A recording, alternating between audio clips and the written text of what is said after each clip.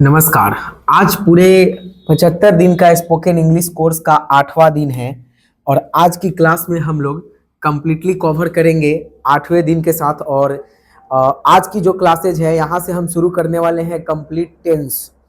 और इससे पहले जितने भी बेसिक क्लासेज हैं वो पूरे क्लास में हम करा चुके हैं डे 1 से लेकर के डे 7 तक में। तो आप सब में से अगर कोई ऐसे हैं जो उन क्लासेज को नहीं किए हैं तो आप जाके चैनल के प्लेलिस्ट से कर सकते हैं या नीचे डिस्क्रिप्शन में लिंक दिया गया है वहां से कर सकते हैं। बेहतरीन तरीके से आज हम क्लासेस को शुरू करते हैं और आज की क्लास में हम लोग देखेंगे टेंस क्या होता है, टेंस के प्रकार को समझेंगे और टेंस यहाँ से शुरू हो जाएंगे। एकदम बेसिक से एक एक चीज को कवर करने वाले हैं और सारे चीजों को बहुत बारीकी तरीके से देखेंगे। तो चलिए हम लोग स्टार्ट करते हैं बिना समय व्यर्थ किए हुए। It's because time is very precious. So let's start. हम लोग ये समझेंगे सबसे पहले कि आखिर टेंस होते क्या है, what is tense. And first of all it's compulsory for all of us कि टेंस क्या होता है। तो देखिए, जब हम लोग सेंटेंस का उच्चारण करते हैं, सेंटेंस को बोलते हैं, तो जब भी बोलते हैं तो ये पता चलता है कि तीन सिचुएशन में सेंटेंस हो सकता है। या तो अभी तत्काल की बात कर रहे होंगे, या बीता हुआ समय की बात कर रहे होंगे, या भविष्य के बारे में बात कर रहे हैं। तो ये तीनों में से कोई चीज के बारे में बात करते हैं। जैसे अभी मैं पढ़ा रहा हूं, अभी की बात हो रहा है। कल भी मैं पढ़ा रहा था, पास्ट की बात हो रहा है, बीता हुआ समय। कल मैं पढ़ाऊंगा, फ्यूचर की बात हो रहा है। यानी तीन अवस्था हो सकते हैं, यानी तीन कार्य हो सकता है। और ऐसे परिस्थिति को उसी को कहते हैं टेंस। तो टेंस का मतलब क्या होता है? तो टेंस जो है ये क्रिया का एक रूप है जो समय के एक्शन को दर्शाता है। It shows the action of the time, action of the time. यह समय के कार्य को दर्शाता है, समय के एक्शन को दर्शाता है कि कब कोई काम होने वाला है। अब जैसे मैं पढ़ा रहा हूं, कोई काम अभी होने वाला है, उसके रेगुलेशन को भी दर्शाता है। वो काम कैसे होने वाला है, चल रहा है कि रुका हुआ है कि आगे चलते हुए रहेगा, इस सिचुएशन को दर्शाता है। उसी को कहते हैं टेंस। ठीक है। सो इसका एकदम सटीक परिभाषा आप लिखिएगा, it shows the action of the time. Tense मुख्यतः कितने प्रकार के होते हैं? तो बउआ टेंस जो है मुख्यतः 3 प्रकार के होते हैं। खैर आप सब के लिए नोट्स वगैरह सब कुछ तैयार है, जो यहाँ से आप सब नोट डाउन कर सकते हैं। यहाँ से कंप्लीटली, यहाँ से पहले हम समझा देते हैं, उसके बाद फिर इसका जब जरूरत होगा तो खुद हम इसको यहाँ पे निकाल देंगे, जहाँ से आप सब ये वीडियो को पॉज करके फिर नोट डाउन कर लीजिएगा। It shows the action of the time, यह समय को दर्शाता है। देखिए ये 3 प्रकार के होते हैं टेंस। पहला जो टेंस होता है उसको बोलते हैं प्रेजेंट टेंस, हिंदी में बोलते हैं इसको वर्तमान काल। जो दूसरा होता है इसको बोलते हैं पास्ट टेंस, इसको हिंदी में बोलते हैं भूतकाल। और जो तीसरा होता है ये होता है फ्यूचर टेंस, हिंदी में इसको बोलते हैं भविष्य काल। क्योंकि प्रोनाउंसिएशन अच्छे तरीके से करना है इसीलिए इंग्लिश को समझिए अभी, फिर इसके बाद इसका हिंदी समझाएंगे इसके आगे। प्रेजेंट टेंस वर्तमान काल, पास्ट टेंस भूतकाल और फ्यूचर टेंस भविष्य काल। 3 अवस्था में एक्शन हो सकता है, यानी 3 तरीकों से एक्शन किया जा सकता है। इसीलिए टेंस का 3 मुख्यतः प्रकार होते हैं। ठीक है, प्रेजेंट, पास्ट और फ्यूचर। इसके बाद हम लोग को समझना है कि जो काम प्रेजेंट टाइम में होता है वो प्रेजेंट टेंस के अंतर्गत आता है, जो काम बीता हुआ रहता है वो पास्ट टेंस के अंतर्गत आता है, और जो काम भविष्य में होने वाला होता है वो फ्यूचर टेंस के अंतर्गत आता है। अब प्रेजेंट टेंस में जो कार्य प्रेजेंट टाइम में होगा वो 4 अवस्था में होता है, और इसीलिए इसके 4 प्रकार हो गए। ये 4 अवस्था में होता है तो इसीलिए ये 4 प्रकार हो गए। वैसे ही इसमें भी 4 प्रकार होता है, इसमें भी 4 प्रकार होता है। तो ये 4 प्रकार के हो गया, ये 4 प्रकार के, और ये भी 4 प्रकार के। कितना हो गया? 4, 8 और 4 12। टोटल 12 टेंस हो गए जो हम लोग को पढ़ना है, एक एक को समझना है, जानना है कि क्या है। अब जैसे मान के चलिए यहाँ बताते हैं प्रेजेंट टेंस। टेंस कितने प्रकार के? 3 प्रकार के। टेंस मुख्यतः 3 प्रकार के, प्रेजेंट, पास्ट एंड फ्यूचर। अब इनमें भी हम लोग को ये समझना है कि प्रेजेंट कितने प्रकार के होता है। तो प्रेजेंट 4 प्रकार के हो जाता है। अब ये भी बट गया प्रेजेंट में कौन? तो सिंपल प्रेजेंट टेंस। ठीक है, वैसे ही present continuous tense, present perfect tense, present perfect continuous tense, 4 प्रकार के हो चुका है। सिंपल प्रेजेंट टेंस का ही एक और नाम है प्रेजेंट इंडेफिनिट टेंस, लिख सकते हैं। ठीक है, उसी को कहते हैं। प्रेजेंट कंटिन्यूअस को ही बोलते हैं प्रेजेंट प्रोग्रेसिव टेंस। ठीक है, खैर उसको याद करने की जरूरत नहीं है, इसको समझिएगा बस, यही काफी है। जैसे प्रेजेंट का 4 प्रकार होता है वैसे ही पास्ट का भी 4 प्रकार होता है। Simple past tense, past continuous tense and past perfect tense and past perfect continuous tense, ये भी 4 प्रकार के हो गए। और ठीक वैसे ही फ्यूचर का भी 4 प्रकार का होता है। Simple future tense, future continuous tense, future perfect tense and future perfect continuous tense. तो देखिए ये भी 4 प्रकार के हुए, ये भी 4 प्रकार के और ये भी 4 प्रकार के। टोटल कितने प्रकार के टेंस हो गया? तो 12। यानी वर्तमान में हमें 4 पढ़ना है, भूत में भी 4 और भविष्य में भी 4। टोटल 12 हमें टेंस पढ़ना है, क्लियर करना है। जो घटना प्रेजेंट टाइम में होगा वो प्रेजेंट के अंतर्गत आएगा। अब जैसे मैं पढ़ा रहा हूं, किस में आएगा? प्रेजेंट में।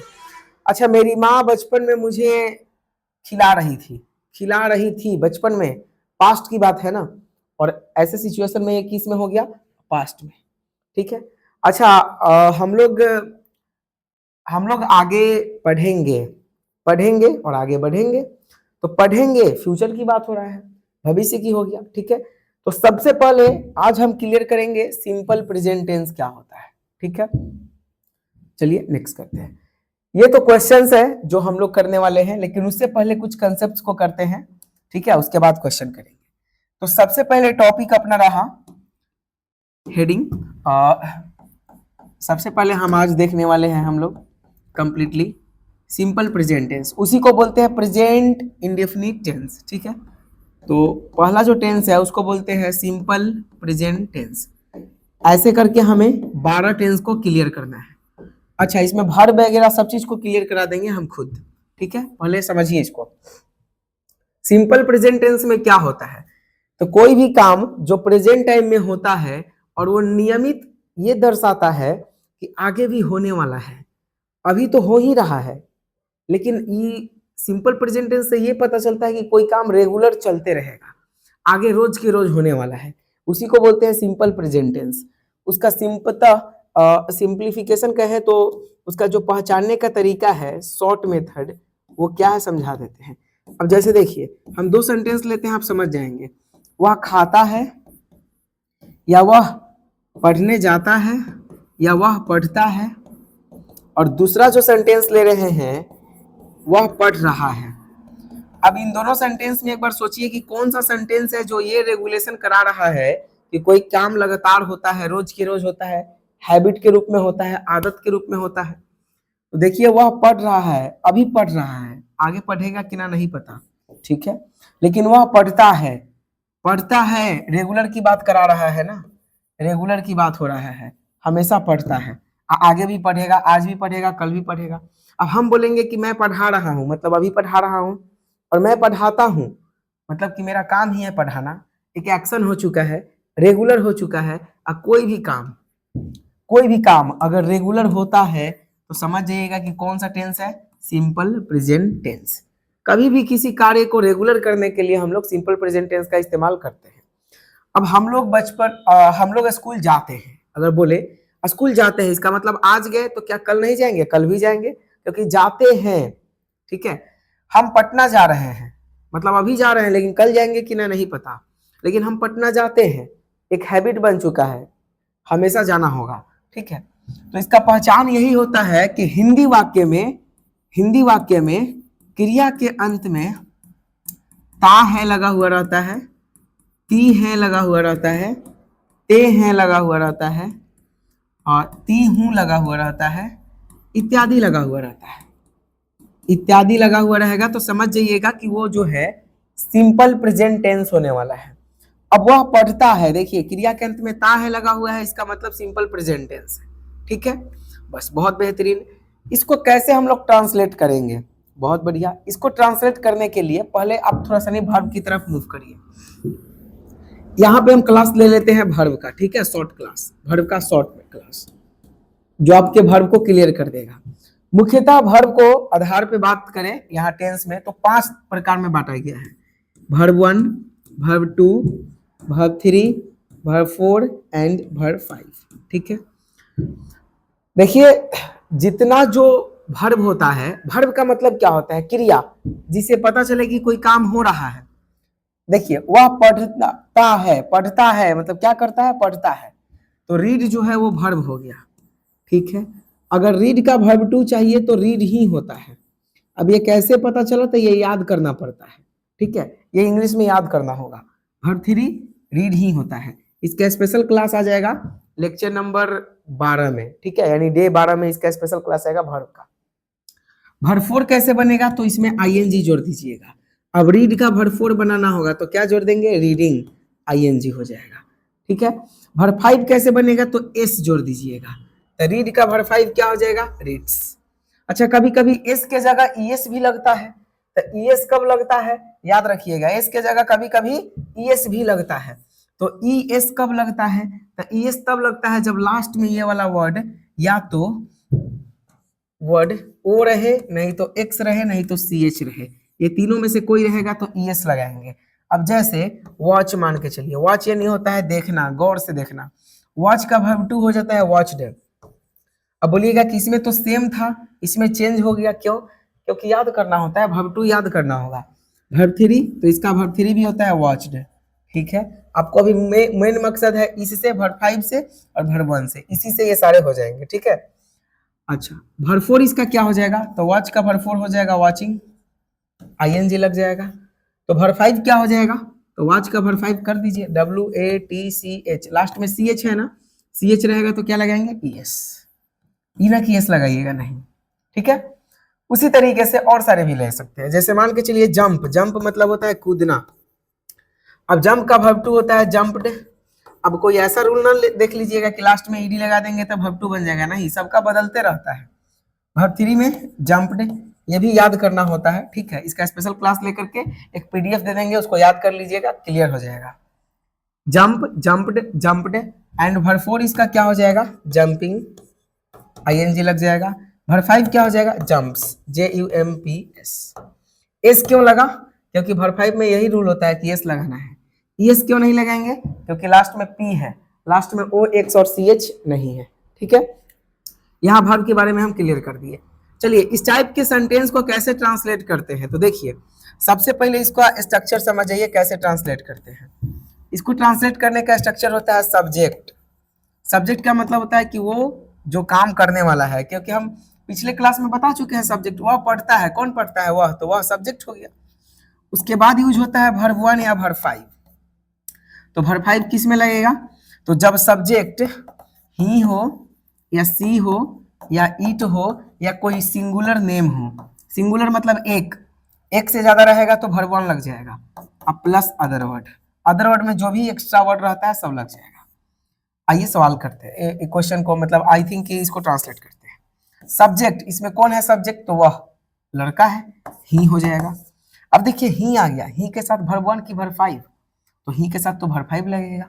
तो पढ़ना का मीनिंग रीड होता है। अच्छा, रीड का वर्ब 5 कैसे बनेगा, देखिए वहां वर्ब 5 बनाने का तरीका क्या है, या तो एस नहीं तो ES लगाएंगे, लेकिन लास्ट में D है तो सिर्फ एस लगा देंगे, ही रीड्स हो गया।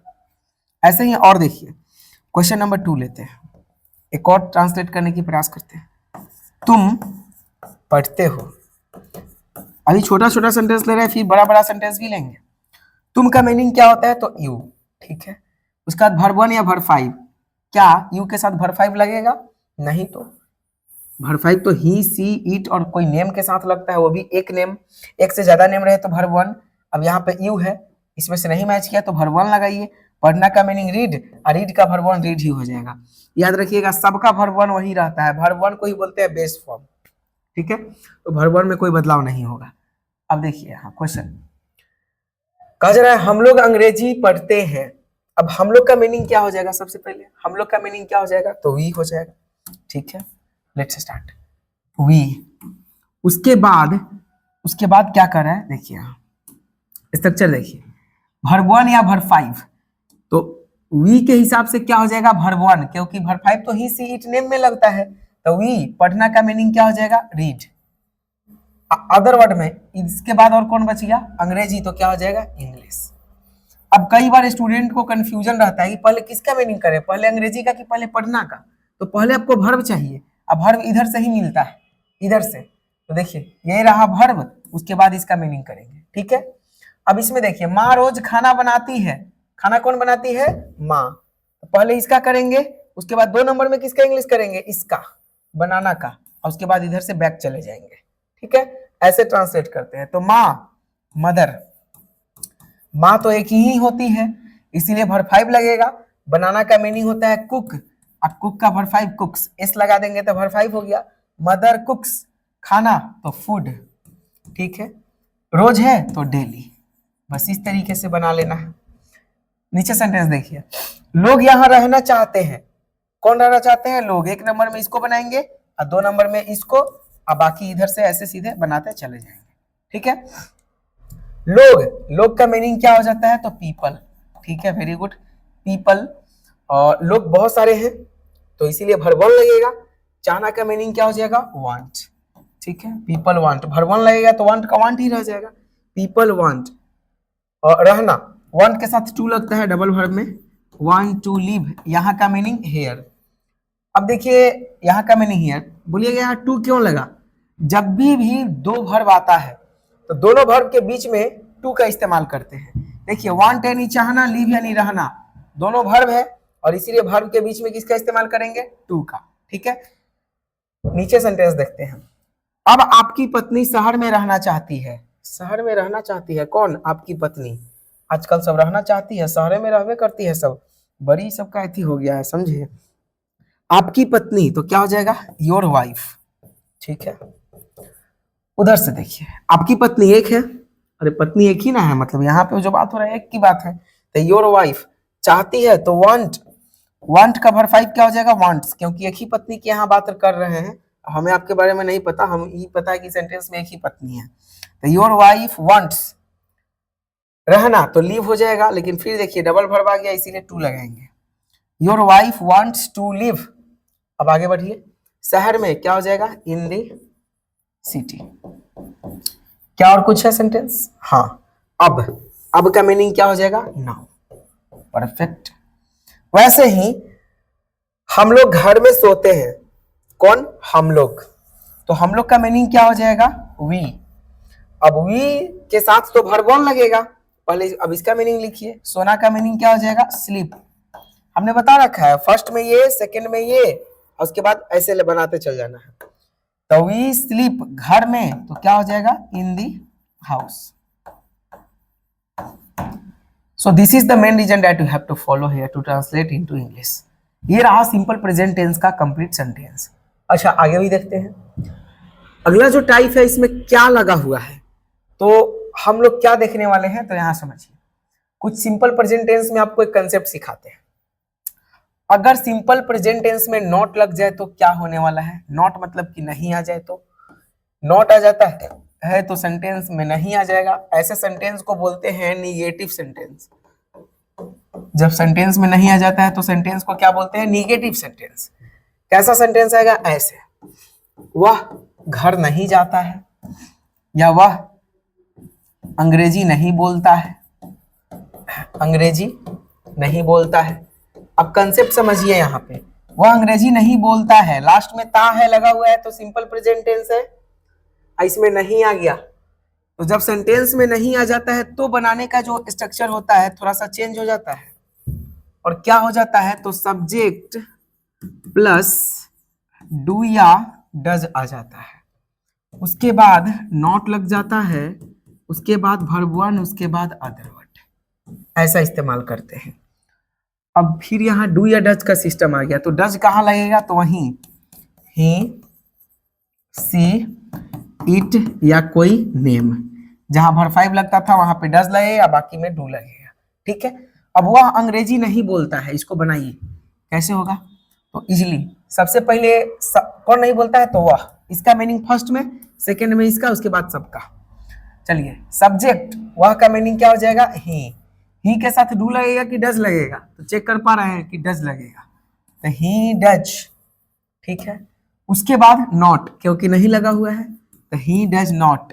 वर्ब 1 इधर से, बोलना का मीनिंग क्या होगा? स्पीक। और कुछ है? हाँ, अंग्रेजी तो English, he does not speak English. ऐसे हम लोग ट्रांसलेट करेंगे। एक और सेंटेंस देखते हैं, आप लोग घर में नहीं रहते हैं। अगर ऐसा सेंटेंस आ जाए तो आप लोग घर में नहीं रहते हैं, सिंपल है, सबसे पहले सब्जेक्ट आप लोग का मीनिंग क्या हो जाएगा, यू। डू या डज, तो यू के हिसाब से क्या लग जाएगा, डू। नहीं का मीनिंग नॉट, ठीक है, यू डू नॉट। क्यों डू लगा, क्योंकि डज तो ही सी इट और नेम में लगता है, नेम वो भी एक होना चाहिए। यू के हिसाब से क्या लग जाएगा, डू, यू डू नॉट। अब वर्ब 1 रहना का मीनिंग क्या हो जाएगा, लिव, घर में, तो क्या हो जाएगा, इन दी हाउस। अब आपको ये चीज समझ आया कि यहाँ पे नहीं है इसीलिए डू लगा, अगर नहीं नहीं रहता तो डू डज नहीं लगता है, सीधा वर्ब 1 या वर्ब 5 लग जाता है सिंपल प्रेजेंट टेंस में, ठीक है। अब इसी पर थोड़ा सा एक और कंसेप्ट जान लेते हैं। अगर सेंटेंस में क्या आ जाए तो क्या होगा, तो जब सेंटेंस में शुरू में क्या आ जाता है तो ऐसे सेंटेंस को बोलते हैं इंट्रोगेटिव सेंटेंस। इंट्रोगेटिव का मतलब होता है कि सेंटेंस में प्रश्न पूछने लगता है और उसी को बोलते हैं प्रश्नवाचक, इंट्रोगेटिव सेंटेंस, ठीक है। इसको बोलते हैं प्रश्नवाचक वाक्य, प्रश्न पूछता है। कैसे, ऐसे, क्या आप अंग्रेजी बोलते हैं, अच्छा क्या आप अंग्रेजी बोलते हैं। अब इस टाइप के सेंटेंस है तो क्या करेंगे, इजिली इसको भी सॉल्व कर सकते हैं हम लोग, मतलब ट्रांसलेट कर सकते हैं। जब सेंटेंस में क्या आ जाता है तो थोड़ा सा स्ट्रक्चर में बदलाव करिएगा, और स्ट्रक्चर क्या हो जाएगा, तो जो नया स्ट्रक्चर बना, अभी तक हम क्या को स्ट्रक्चर लिखा है, 2 ठो, एक में नहीं नहीं लगा हुआ रहेगा वो है, एक में नहीं लगा हुआ रहेगा वो है, और एक में क्या लग जाएगा तो है। ऐसे सेंटेंस को बोलते हैं इंट्रोगेटिव सेंटेंस। सबसे पहले क्या निकालिएगा, तो डू या डज को बाहर कर दीजिएगा। हमने बता रखा है कि डज कहाँ लगेगा, ही सी इट और नेम में क्या लगेगा, डज प्लस सब्जेक्ट। अगर नहीं रहा तो नॉट लिखना है, नहीं नहीं रहा तो नॉट नहीं लिखना है। उसके बाद वर्ब 1, उसके बाद अदर वर्ड। यहाँ पे बस वर्ब 1 ही अइबे करता है, इसमें वर्ब 5 नहीं आएगा, ठीक है। अब क्या आपका तो मीनिंग यू होने वाला है, सब्जेक्ट। अब यू के हिसाब से बाहर क्या निकल जाएगा, तो डू निकल जाएगा, क्योंकि डज तो उसी में ना होता है जिसमें ही सी इट और नेम रहे, हाँ ठीक है। तो डू यू, उसके बाद क्या होगा, नॉट लगेगा, देखिए इसमें नहीं कहीं है, प्यार से देखिए, स्नेह से देखिए, है नहीं है। वर्ब 1 इधर मिलेगा, वर्ब बोलना का मीनिंग क्या हो जाएगा, speak. So do you speak, अंग्रेजी है तो क्या हो जाएगा, इंग्लिश। इस तरह से सेंटेंस को आप क्लियर कर सकते हैं, ठीक है। तो कभी भी ऐसा सेंटेंस है तो आप सब इस तरीके से बारीकी से क्लियर करेंगे। एक और सेंटेंस लेते हैं और यहां समझते हैं। देखिए क्वेश्चन नंबर 2, अगर हम बोले कि क्या मैं वहां नहीं रहता हूं, वहां नहीं रहता हूं, तो ये सेंटेंस कैसे बनेगा इंग्लिश में। इस सेंटेंस को भी बना सकते हैं, क्रिया के अंत में ता हूं लगा हुआ है, सिंपल प्रेजेंट टेंस है। बनाने का स्ट्रक्चर यहाँ पे मौजूद है क्योंकि ये इंट्रोगेटिव है, क्या लगा हुआ है।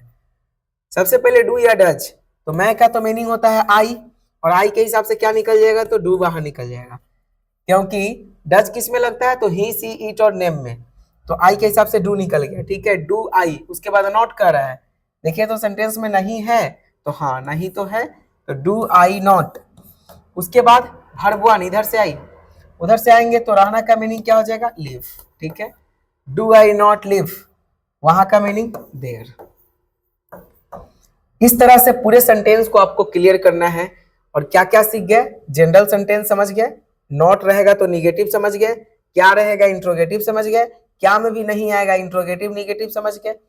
अब देखिए कुछ सेंटेंस को क्लियर करते हैं। यहां देखिए, क्या आप लोग शहर में रहते हैं, तो क्या लगा हुआ है, आप लोग का मीनिंग क्या हो जाता है, यू, और इसके हिसाब से डू बाहर निकल जाएगा क्योंकि सिंपल प्रेजेंट टेंस है, और सिंपल प्रेजेंट टेंस में क्या लगा हुआ रहेगा, तो डू या डज बाहर निकलना है, और यू के हिसाब से डू निकल जाएगा, तो do you.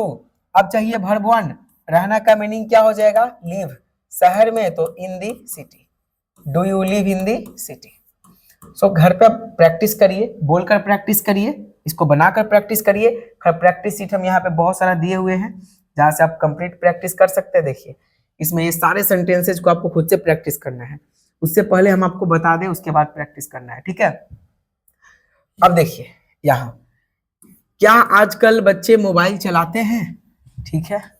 Do the children, do the children, क्योंकि बच्चे का तो मीनिंग चिल्ड्रेन ही होगा।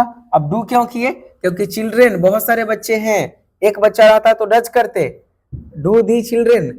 अब वर्ब वन इधर से आइए, चलाना का मीनिंग होता है यूज दी फोन या use a phone, use the phone particular कर दिए, ठीक है।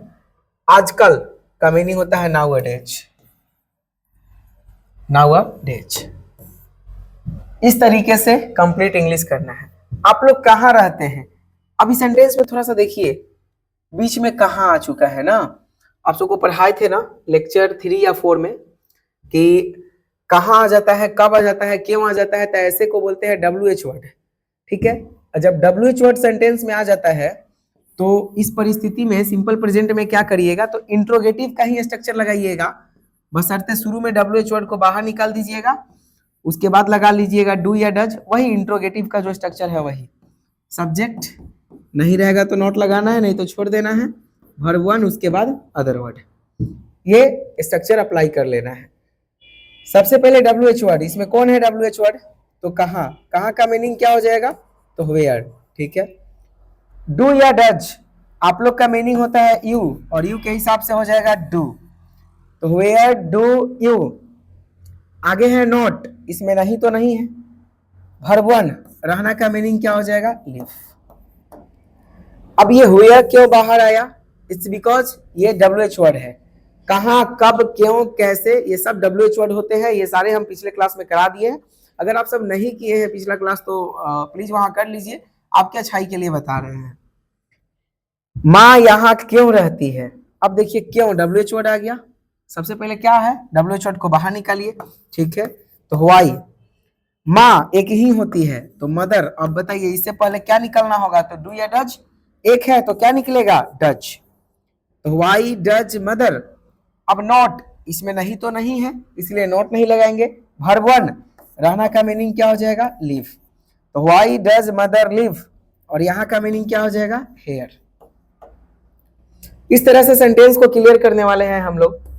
यहाँ देखिए थोड़ा सा और कह रहा है कि क्या डॉक्टर अच्छे तरीके से इलाज नहीं करता है, डॉक्टर, एक डॉक्टर की बात है तो बाहर डज निकल जाएगा, डज अ डॉक्टर, ठीक है। उसके बाद नहीं भी लगा हुआ है तो क्या लगाएंगे, नॉट। वर्ब वन उधर से देखिए, इलाज करना, इलाज करना का मीनिंग होता है ट्रीट, अच्छे तरीके से, इसका मीनिंग होता है properly. Does a doctor not treat properly. अच्छा, अगर आपका वर्ड्स बहुत वीक है तो वो कैसे स्ट्रांग होगा, तो वर्ड्स स्ट्रांग करने के लिए आप डिक्शनरी का इस्तेमाल करिए, जनरल वर्ड्स का इस्तेमाल करिए, उससे वहां से आप सब जो है वर्ड्स को स्टॉक कर सकते हैं, ठीक है। तो मुख्यतः सिंपल प्रेजेंट टेंस में आपको हमने 4 स्ट्रक्चर बताया। सिंपल प्रेजेंट टेंस क्या होता है, टेंस क्या होता है, सबको कवर करते हुए हम आगे बढ़े हैं। और 4 स्ट्रक्चर में हम क्या क्या बताए कि जनरल रहेगा तो कैसे बनाएंगे, जब उसमें नहीं आ जाएगा तो कैसे बनाएंगे, क्या आएगा तो कैसे बनाएंगे, हर चीज हमने क्लियर कर दिया है। अब सिंपल प्रेजेंट टेंस का कुछ एडवांस सेंटेंस भी है जो हम आप सबको क्लियर कराना चाहते हैं, लेकिन उससे पहले और भी क्वेश्चंस है जो आपको यहाँ पे ट्राई करना है। यहाँ देखिए ये क्वेश्चंस रहा, और ये क्वेश्चंस आप लोग के HW के लिए है, इसे आप लोग खुद से ट्राई आउट कर करके लाएंगे, ठीक है। ये रहा आपके लिए HW होमवर्क, ये होमवर्क सीरीज रहा, ठीक है, ये रहा होमवर्क सीरीज। और इसके बाद इस टॉपिक के बाद जो वीडियो आ रहा है डे 9 का, वो भी सिंपल प्रेजेंट टेंस पर ही रहेगा, लेकिन वो कंप्लीटली वास्ट रहेगा, ठीक है। इसके समझिए प्रो वर्जन होगा। So I am pretty sure कि whatever the concept just now I have shared you are able to understand this, and अगर कोई भी दिक्कत हो तो आप सब कमेंट करके जरूर बताइएगा, हम आपके साथ हैं हमेशा। So thank you very much, नमस्कार।